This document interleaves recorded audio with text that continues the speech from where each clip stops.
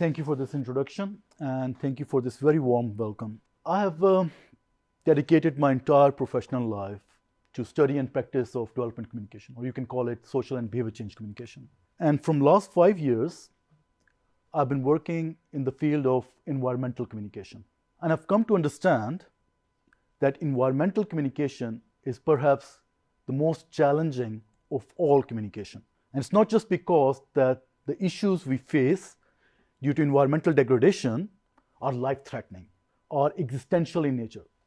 It's because the subject of environment is so very complex that it makes communicating on environment also very challenging. So this is the purpose of my talk today. I will unpack why environmental communication is so very difficult and how understanding those challenges can help us better navigate the space. All ready? So let's dive in. Let's start with this very fundamental core question. What is it that these different disciplines like humanities, social sciences, or economics, what is that one question they all try to answer? Can anyone think? Well, at the heart of all these disciplines, what they are essentially trying to answer, it is, why do humans decide what they decide? Yes, of course, each discipline looks into a unique perspective to untangle human decision making. But essentially, they are trying to grapple, why are humans making these decisions? I'll give you examples. Think of psychology. They look into cognitive reasons. Think of philosophy. They look into free will and morality and ethics. Think of economics. They study incentives behind our decision makings. Look into history. They look into past decisions and trends and how they impact our decision making. Social sciences, they look into social structures. All these disciplines, ultimately, what they're trying to answer is, why do humans decide what they decide? And this brings me to communication studies. And as the name suggests, studies, it's an interdisciplinary field. And communication studies goes one step further. In communication studies, it's not just about answering why humans are deciding what they're deciding, but it is also, when that understanding has come, how we can influence those decisions, how we can change them, how we can sustain them, how we can improve them through, of course, effective communication. And this brings me to communicating for social and behavior change, or some may call it development communication. There are various forms of communication out there. We communicate for improving health outcomes. We communicate for improving educational outcomes. We communicate to promote gender rights, children's rights, women's rights. We communicate to promote democracy, civil rights, yeah? And they all have their set of challenges. But in my humble opinion, when it comes to environmental communication, it is perhaps the most challenging of all communication. And I'll give you 10 reasons why do I think that. And no matter what the subject matter is, when you're communicating for environment, all these 10 factors, they are in interplay in one way or the other, making communication so very hard. So let's start with the first challenge of complexity. In environmental communication, you have to rely on scientific evidence, which is driven through complex modeling, formulas, analysis.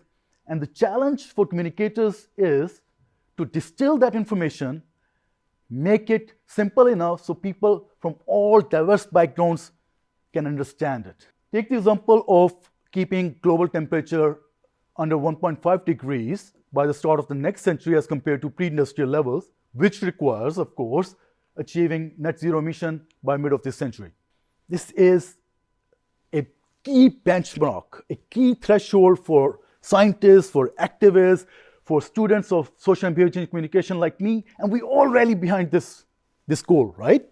To a layperson, this number may come at completely random.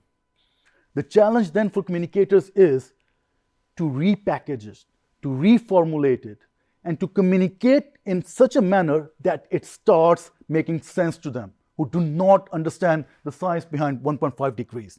The next challenge is the long-term focus of environmental issues that we face. Environmental issues, by their very nature, are gradual, are incremental, are fractional. They are created over many years of time, and they will continue doing so if we do not change our ways, and they will become disastrous. And it is this long-term focus which makes it very hard for communicators to create that sense of urgency. That action is needed now. Take, for example, all these data points. By 2050, 3/4 of the world population will be affected by droughts. Or by 2100, many cities in the world will have their temperature risen by 4 degrees if the emissions level continue to rise at current rate, and so on and so forth. All these data points are startling. But we don't think in terms of centuries. We don't think in terms of decades. Or politicians, they think from one term to the next. Or corporations, they have even a lesser attention span. They think of profits from one quarter to the next. And individuals living in global south, they are living from one day to the next. If you go and tell them, sir, your city will have 4 degrees temperature higher than now in 2100, they may understand you, they may appreciate that, but they would say, sir, back to you, I need food on my table to survive, to have my children survive. I need sustenance. Then the challenge for communicator is how to relate our messaging to those people who can still contribute, how to give them actions that they feel also part of this change that is so very much needed. In no other field than in environment, the fault lines are so clearly drawn. We have oil-producing countries, we have economies that are resource extractive, we have industries that rally on this culture of fast consumption and production. And they have all their vested interests. The challenge for communicators is how to bring them on one table, how to have them agree on a common set of agenda, framework, set of solutions. That's a challenge, right? And then again, in no other field, in my humble opinion, than environment, the stage is set with such a plethora of misinformation. It's not just we communicating ill, misinformed information through social media, digital media, through our gossips. There are also interest groups pumping out disinformation to benefit their vested agenda. And it's not just that. The scientific community, the activists, the professionals, they also disagree from one to another. They have different set of solutions, different set of data points, and they all try to propagate rally behind what they think is the best solution. The challenge for communicators then is to jostle within this very competing space to have their voices heard. And then a speaker also talked about this point, helplessness and detachment. The issues of environment are so very big. They cannot be dealt by one person, or let alone one community, one group. Or if it concerns pollution in our seas, marine litter, only those who live along the coast would be exposed to it. Those who are inland, they don't have any exposure to that. And they would feel that they are detached to that issue. The challenge then is how to make them relate, how to make them realize that their actions, their consequences have impact far off from where they live. Efficacy. Efficacy is about having skills, resources, and system responsiveness to the change that you so much desire. Let's say you all want to change. You all want to improve environmental outcomes, right? I want to use public transport, but public transport in my city is absolute shambles. I cannot use it. I want to rely as much as I could on e-mobility, on renewable energy, but there is no infrastructure. What do?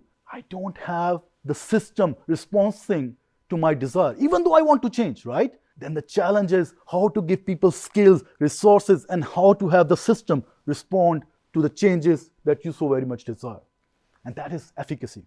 There's also the challenge of global and local relevance that communicators like me have to confront with. Plastic litter, or any form of litter for that matter, created in one part ends in a completely different part of this globe. We have found plastic litter even in Arctic. Trees cut in one part of the world have disastrous climate consequence in another region. Loss of biodiversity in one part have consequences for ecosystem in another. We are all connected in this intricate web and we're messing it up. And this is what we have to grapple with. How do we create that sense of responsibility that our local actions, no matter how isolated they seem, they have impact, influence, and consequences for people who you may never be meeting or knowing. Then environment is also confronted with this age-old challenge of a free rider. Yeah, environment is a public good. We all enjoy cleaner air, we all enjoy clean water, we benefit from the roadside shade from trees, but we may not all feel obliged to contribute to the cleaner air or obliged to plant trees, but we still benefit from that. The challenge then for communicators is how to create that sense of responsibility, how to create that sense of cost for inaction. And then environmental issues are not created by one person. Many factors have contributed to creating them, and the response has to be alike. It cannot be dealt by one person. It cannot be dealt by just one isolated set of factors. Everything has to come together, and only then we can achieve that tipping point where we can start living in harmony with nature. And this is the challenge for communicators, how to have that massive mobilization, not just for millions, but billions of people acting, working, and aspiring together for improving environmental outcomes. And last but not the least, we live in a system that is crippled, that is faulty to its bone, to its very core. It's a system that thrives on extracting natural resources beyond the ability of this Earth's capability, turning them into products that we consume only once and then we throw them out. It's a linear system. We, as human beings, cherish possession, and we look down upon those people who lack those possessions. The challenge for communicators then is how to bring these wholesome changes, how to reshape, reformulate this system so we start thinking for the environment as the first and foremost concern. So, this is my last slide. Human ingenuity has never ceased to amaze us. We have countless innovations, creations, and successes to our credit. There have been failures, but every time we have come out of those failures successfully. The problem this time is there is no room for failure when it comes to environment. The end result is an absolute end. Understanding, appreciating, and realizing these challenges can help us develop better communication to impact, to influence improving environmental outcomes. But this is only a start. Thank you for your time and for your attention.